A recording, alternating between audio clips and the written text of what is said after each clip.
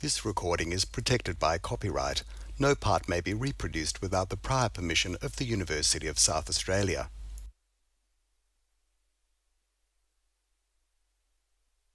Good evening.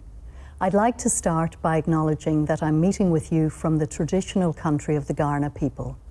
We recognise and respect their cultural heritage, beliefs and relationship with the land, and we acknowledge their ongoing importance to Kaurna people living today. My name is Pat Buckley. I'm the Dean of Graduate Studies here at the University of South Australia, and I'm delighted to welcome you to UniSA's 3-Minute Thesis Grand Final. Well, the pandemic has prevented us from gathering in person, but we have adapted and created a new and virtual event for this final, and I'm delighted to see hundreds of you join us this evening for that event. So welcome to you all, to friends and family, to partners, collaborators and friends of the university. And a particular thank you to the team who've worked so hard to make this event possible. And a particular mention to the Bob Hawke Prime Ministerial Centre and its Executive Director, Jacinta Thompson, for partnering with us. And so on to the competition. The 3-Minute Thesis competition celebrates the exciting and important research of our PhD students. The competition happens in many countries and in over 900 universities, where students compete in their faculties and then move through to final events such as the one we're hosting tonight. And the winner from tonight's 3-Minute Thesis Grand Final will represent the University of South Australia at the Asia Pacific Finals to be held in October. This is the purpose of the 3-Minute Thesis competition.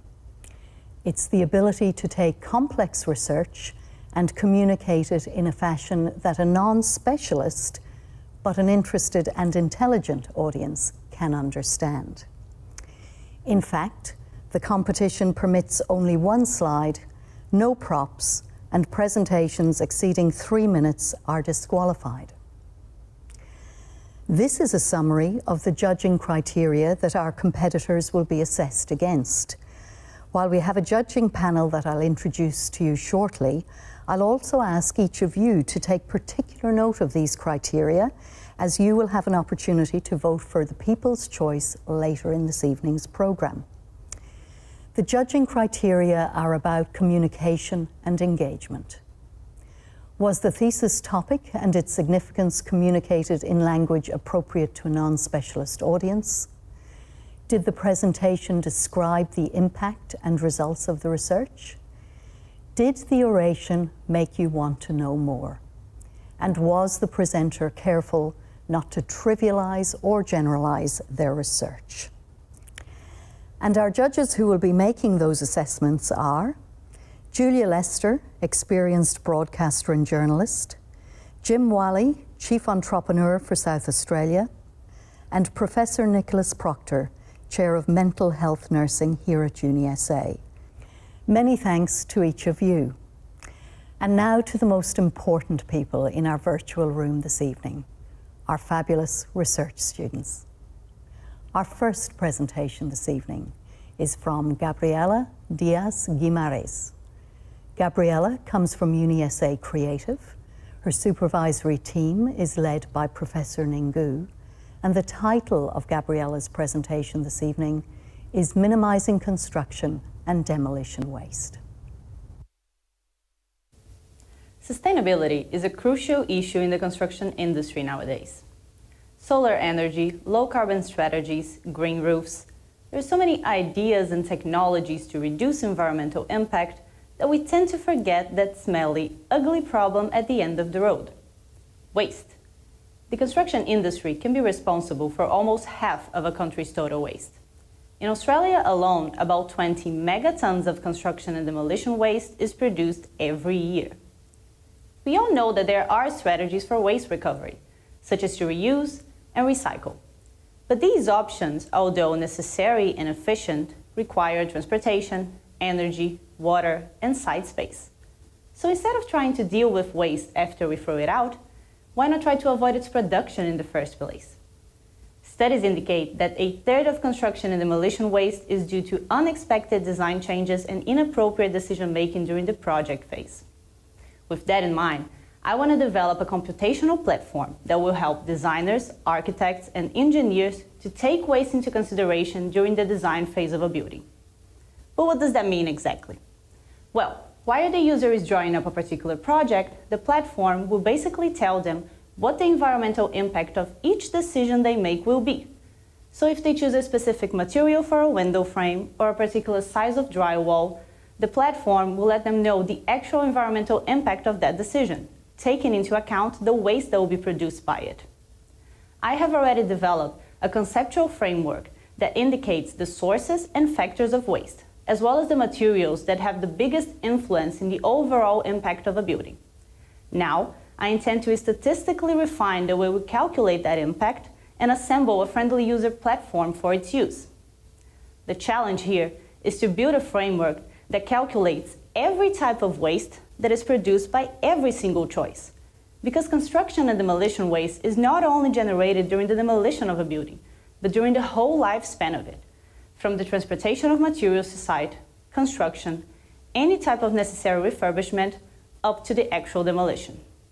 My hope is that we can minimize waste by informing the designer about the actual environmental impact of their decisions. Professionals in the construction industry need to feel accountable for the waste they generate. It is fairly easy to pass the responsibility on to the next stakeholder, especially in the sector, when the lifespan is too long and the problem is far away in a landfill somewhere. But while we can keep dealing with waste by merely throwing it out, that out doesn't really exist in the world, and sooner than later, we will all feel the impact of how we treat our waste. Thank you. Well, we're off to a great start with such a big and wicked problem, the volume and impact of waste generated by construction being tackled by Gabriela in her PhD. Thanks, Gabriela. Our next presentation this evening is from Sarah Forrest. Sarah is from UniSA Education Futures. Her supervisory panel is led by Associate Professor Sue Nichols, and the title of Sarah's presentation this evening is What Have Bodies Got to Do with Teaching and Learning in Secondary English? Imagine yourself in a high school English lesson. Maybe you picture yourself sitting behind a desk, thinking, listening, reading a book or writing. In English education, the body is often ignored, with an emphasis placed on the mind and language alone. Yet there are so many text and communication practices that involve and rely on the gestural resources of the body. Consider the importance of facial expression in revealing inner feelings of characters in movies, or gaze and body positioning in your best friend's latest Insta selfie. My PhD research examines whether bodies have a part to play in English education. As a pre-service teacher-educator, I use drama-based approaches with students studying to become secondary English teachers to see if I could give bodies a more active and central role in teaching and learning. I collected video data to capture how bodies were working in my workshops. Watching the videos in mute and producing sequential series of screenshots enabled me to move beyond language in my analysis and pay specific attention to the ways in which bodies were working. I examined gaze, facial expression, movement, gesture, posture, and the positioning of bodies within space and in relation to other human and non-human elements. I discovered that bodies do have a part to play in English education. They can be used intentionally and creatively to explore texts, communication practices, and the human experience, which are all central to study in this subject area. I also found that bodies are key in creating rhythms in the classroom. In any given moment, the teacher and students use gestural resources to indicate interest, presence, investment, or discomfort in learning experiences. Bodies communicate, make meaning, and establish roles and relationships. They demonstrate shifts in focus and purpose and generate flows and fluctuations across space and time. My analysis shows that it is not only language that reveals the work of the English classroom. If we prioritise the linguistic, we limit students' potential for learning in this subject area. By acknowledging and utilising the existing resources of bodies, teachers can move English from a subject where learning resides in the mind to a more embodied, dynamic and interactive experience. Thank you. Thank you, Sarah. You've identified another and important piece of the jigsaw that will help improve students' learning of English. Our next presenter is Ella Ward. Ella is from UniSA Business, and her supervisory panel is led by Professor Jenny Romaniuk.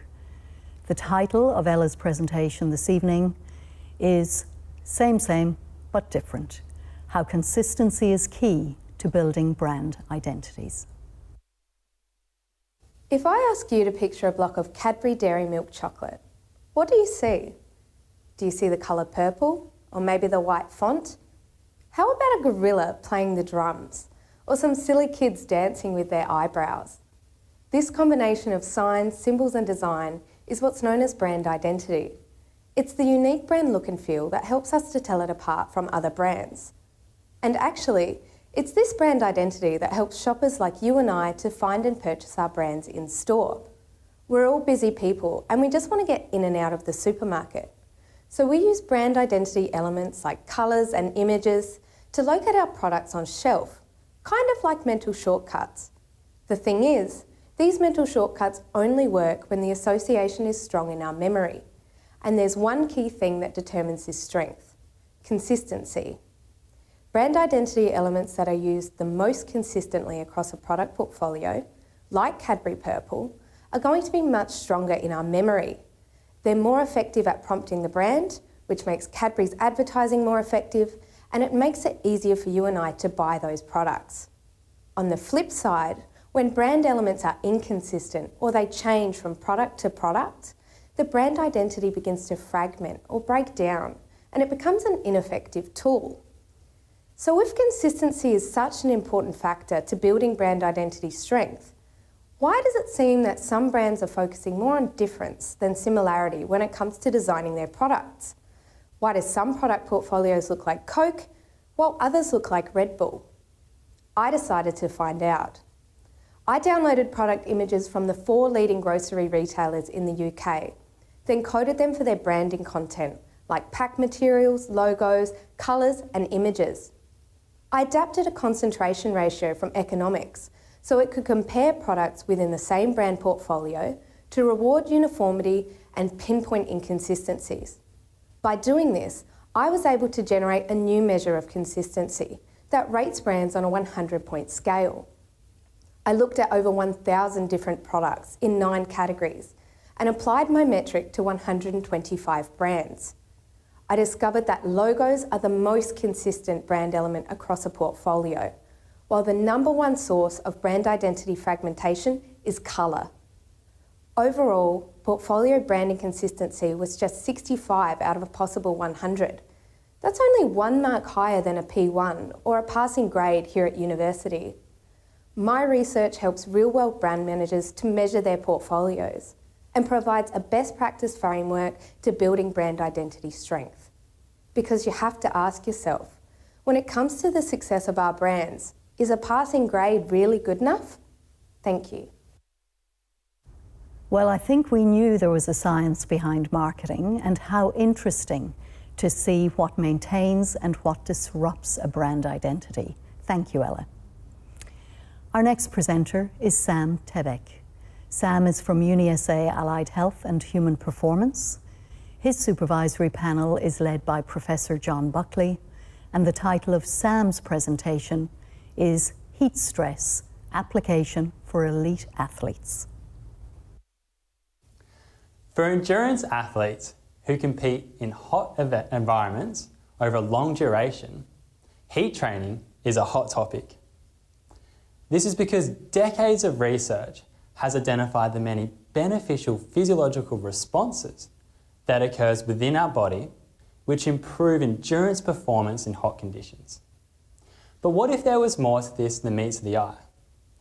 What if there were physiological responses which were yet to be realised that could revolutionise how we use heat training? This is what my research focused on. I looked into the physiological responses that occurs within the exercising muscle of cyclists once we turn up the heat. Could these responses improve endurance performance in not only hot conditions, but cool conditions as well? To investigate this, I took a sample of Adelaide's best cyclists through 2 separate heat training protocols. The first protocol involved cycling in hot and humid conditions, and the second protocol involved the same cycling but in cool conditions, followed by a period of seated rest in a hot sauna. Following exposure to either of these protocols, the genetic signalling for mitochondrial biogenesis, fat oxidation, and angiogenesis were increased when compared to the control trial. While these 3 mechanisms are uniquely different, what they share in common is that they improve our body's ability to utilise oxygen to create energy. And this is vital for our cyclists because it means they can cycle at a faster pace for a longer period of time. Interestingly, the 2 heat exposures were not equal. In fact, all of these responses were greatest following passive rest in the sauna. Who knew that we could simply become fitter by sitting down? Most importantly, the findings from my study were applied to the athletes of the Australian cycling team, who effectively used my novel heat training strategies to win gold at the 2018 Commonwealth Games and the 2019 Track Cycling World Championships. Finally, the findings from my study shed light into physiological responses which were previously not understood. And intriguingly, these responses could improve performance in not only hot conditions, but cool conditions as well. Thank you. Who knew that sitting in a heated environment would amplify the biological mechanisms that impact so much on athletic performance? Thanks, Sam. Nicole Miller is our next presenter this evening. Nicole comes from UniSA Clinical and Health Sciences, and her supervisory panel is led by Dr. Catherine Baldock. The title of Nicole's presentation is Taking Advantage of Nature's Classroom. Take a moment to think back to your childhood. How and where did you spend your time? Are you imagining spending lots of time playing, exploring and learning outside? Unfortunately, if I asked today's children this same question, the answer would likely be very different. And that makes me wonder, what are they missing out on and how will they relate to and care about our natural world if they're spending such little time in it? This is especially important as our natural world is in desperate need of care and protection. But I think we can help to change this by engaging children with nature at school, by taking the classroom outside. Have you noticed that the old metal, plastic and concrete play spaces are disappearing and making way for new, more beautiful and natural looking schoolyards? Me too, and I wanted to know more. I began by conducting a systematic literature review of research from across the globe, and I found that outdoor learning is reported to improve physical activity, help with learning, engagement and social skills. This led me to survey over 50 school staff at public primary schools across South Australia. And I found that 98% of school staff reported that outdoor learning can help to improve children's mental health. And 96% reported that other benefits include cognitive development, spending time outside and connecting to nature.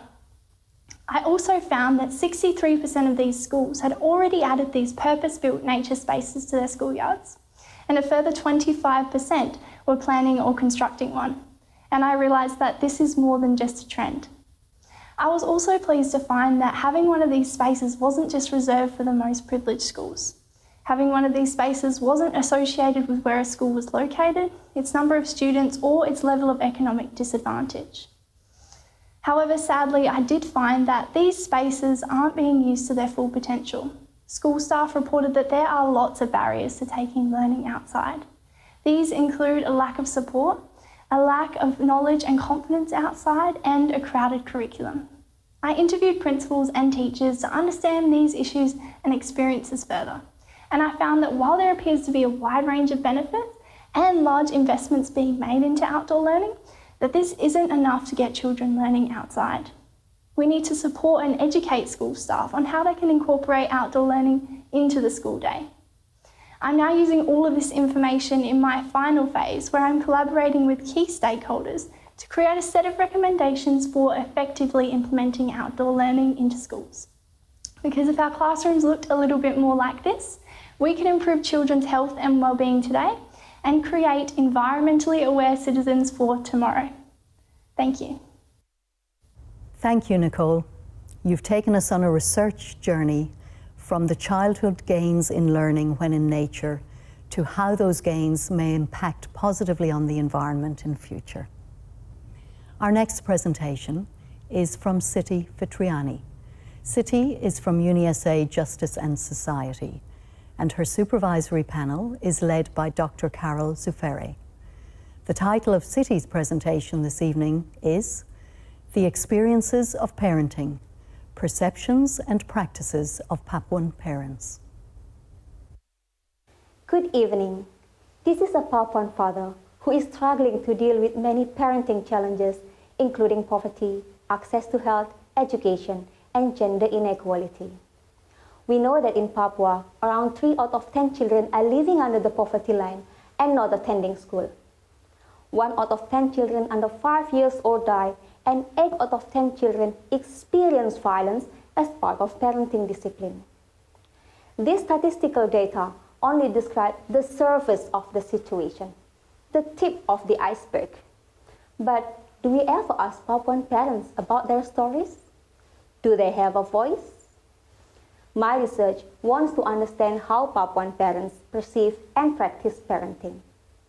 To understand this, I interviewed 49 Papuan parents and observed their activities while I was living in 5 villages for around a week each.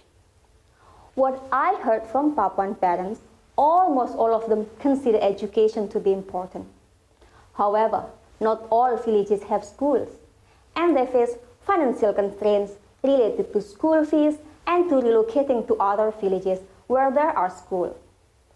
In Papua, parents uniquely practice communal parenting, which involve children being taken care of by non-biological parents in other villages where schools are available.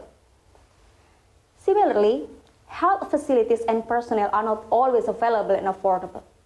Papuan parents often use traditional medicine to cure their children. It works sometimes. An equally important finding of my study is that many Papuan parents use verbal and physical discipline. Small number of them perceive that it is not acceptable, but they continue with the same practices because it is the strategy they know and default to. Furthermore, many parents, especially fathers, prefer to have boys rather than girls because boys are seen as the bearers, the protectors of the family names. Now, what can we do after listening to Papuan parents' voices? The government should celebrate Papuan communal parenting as a potential model in their programs and provide financial aid to support children to attend school and access health care. And regarding unacceptable strategies such as physical discipline, they are still not considered to be child abuses by many Papuan parents. They don't know and don't have the term child abuse. The government, community, and we can assist by providing information and support about more acceptable disciplining and gender equity strategies. Thank you for listening. Thank you, Siti, for letting us hear those Papuan voices and how your research and advocacy will find new and improved ways to address their most important parenting issues. Our final presenter for this evening is Kirrilie Rowe. Kirrilie is from UniSA STEM, and her supervisory panel is led by Associate Professor Peter Pudney. The title of Kirrille's presentation is Sunshine, Storage and Sharing.